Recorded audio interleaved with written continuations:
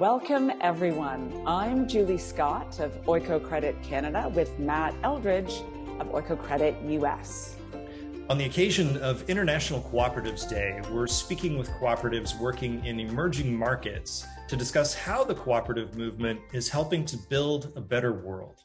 Oikocredit Canada and Oikocredit US are North American affiliates of Oikocredit International, a 46-year-old global cooperative that seeks to improve the quality of life and empower low-income people in a sustainable way.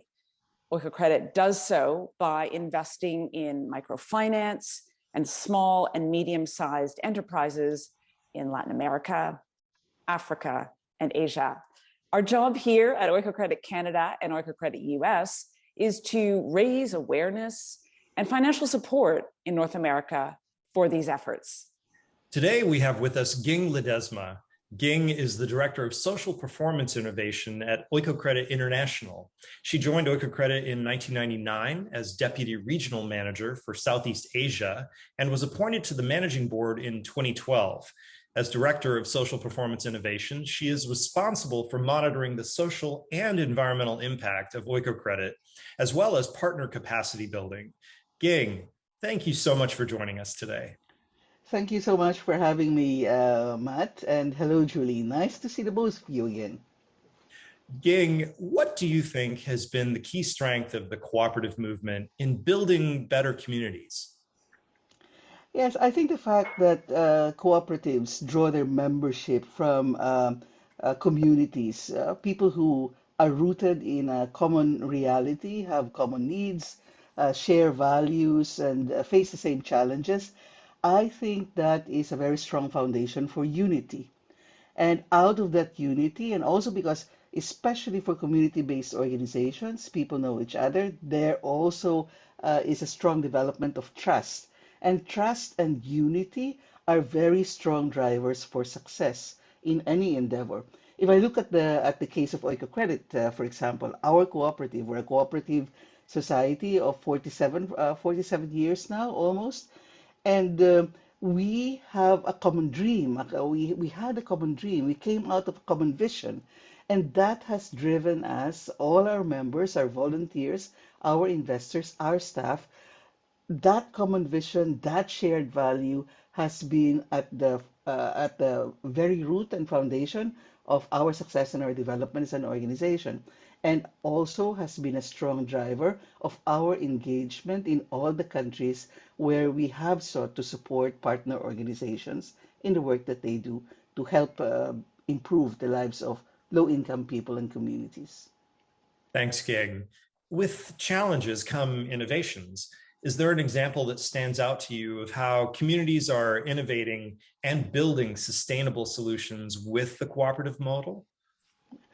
Well, the one project that stands out in my nearly 22 years experience with Oikocredit is the case of a project that we had many years ago in Nairobi, in Kenya, in Nairobi. And this was a dairy project. And we started off really very small. And we started off with a cow distribution project because we heard all the stories of dairy farmers who just had one cow, and with the one cow, they had to stand by the roadside at 3 o'clock in the morning, collect, for the milk collectors to come by, and then there simply wasn't enough, and so on and so forth. So that started with a cow distribution project, a breeding program, and now that project has developed over the years, a dairy plant, a pasteurization plant, and now it's one of the biggest providers of dairy, milk, yogurt, and ice cream in the Nairobi and nearby areas. So a case of how they started off with the needs of the members and then leveraged on that and captured opportunities in the community and also helped to meet community nutrition needs along the way. Ging, what are the areas that need immediate investments and attention in order for cooperative communities to thrive and grow? We see this often, especially with cooperatives of smallholder farmers, for example. Governance, business development, entrepreneurship, these continue to be challenging areas.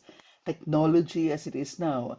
In the early years when Oikocredit was about inclusion because people were excluded from access to finance, now we have to be careful that with the development of technology, we have another kind of exclusion that is appearing on the horizon.